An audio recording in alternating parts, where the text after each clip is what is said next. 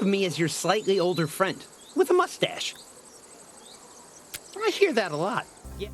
I find it interesting how some games can feature a playful, almost cartoonish design, but also carry a heavy narrative. These were my feelings about the DigixArt-developed adventure Road 96, which continues to be the case in its prequel, Road 96 Mile Zero. This time we focus on one of the leads from the previous games to get a better insight into what led them to the open road. While the narrative carries some heavy themes of corruption and murder, Road 96 Mile Zero struggles to balance its more playful systems. Before we get into the review, we'd like to thank our Patreon supporters for making this possible. Please take a second to check out patreon.com/noisypixel to support independent game journalism. I find this most agreeable. I wish Father could see. Your father sees all, Colton.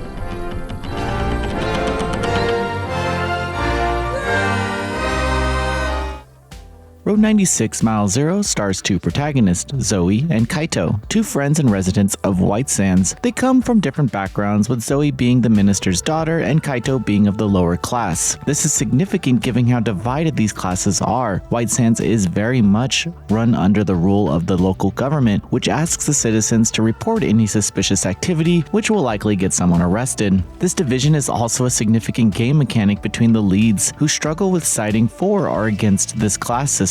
While fans may know where Zoe eventually ends up, she has a choice in this game, which could lead her away from the Black Brigade. At the same time, it may seem like an easy choice, but playing as Kaito puts him in some very mature situations that make it hard for a player to put all the responsibility on him. The two make various choices throughout the game that could pull them apart, but during conversations you are told which side the choices affect, so you can easily get through the narrative without much thought, depending on what ending you wish to see. The narrative goes to some dark places. Kaito lost a friend to the government's actions, and Zoe suffers from trauma after a supposed terrorist attack in 1986. These topics come up in conversation, and the friends do their best to be there for each other. However, it's hard to really stay in the mental place when the story shows you some heavy scenes, and in the next scene, the two are eavesdropping on gossip over a walkie-talkie. I understand they're kids, but this stuff has to be paced out to make sense from a story perspective.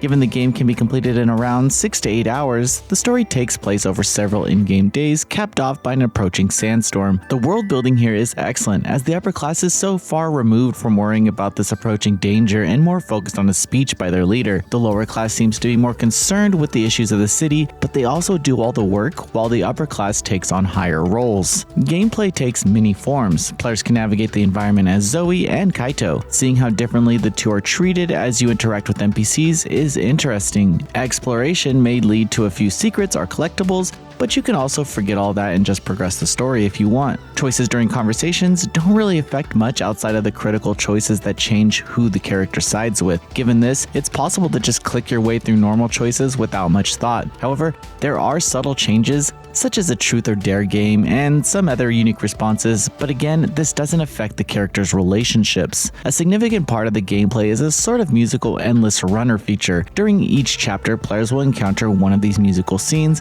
where the characters race through a fantasy-like world, collecting points and avoiding obstacles. I will say that the soundtrack is really good, as it features some songs that fit the tone of the current narrative. The developers also threw in a song from The Offspring that instantly won points with me. These musical moments can be skipped, but I feel like the imagery during them is needed for story context, especially during scenes where Zoe struggles with who to side with. The later rides become challenging as new rhythm factors are introduced, but a decent checkpoint system keeps you moving forward to the end, where you are scored and then graded. It's a fun system that breaks up the adventure game elements while sticking to the tone of the story, so it's an enjoyable time. Still, the controls can be sometimes a little stiff, where the character's not moving fast enough or the jumps being delayed after multiple jump sections. It's manageable, but the challenge is there. Outside of this, Zoe and Kaito will engage in a few different minigames across White Sands. I appreciated how varied these minigames are, as players can take on a rail shooter and even play Connect 4. However, some of these games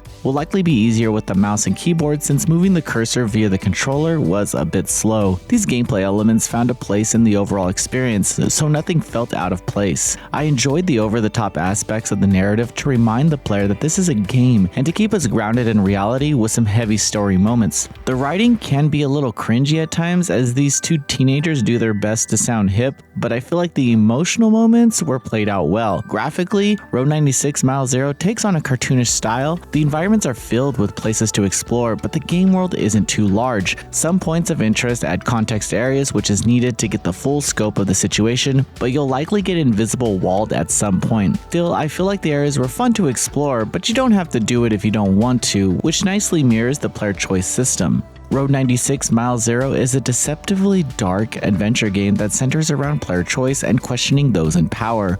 We see the world through the eyes of two unique protagonists to keep you invested in the overall narrative. There are some hiccups with the pacing at times, and the writing can be a little forced, but the conclusion makes the entire experience worth it. Pair that with the musical runner and way too many minigames to count, and you have an excellent adventure just waiting to be your next game. Noisy Pixel is giving Road 96 Mile Zero an 8 out of 10.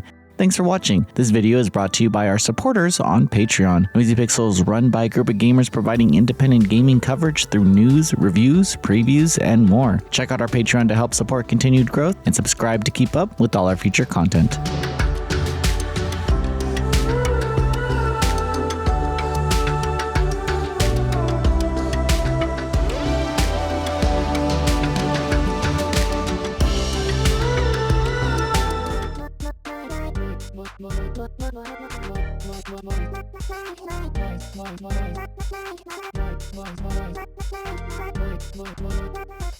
Noisy Pixel.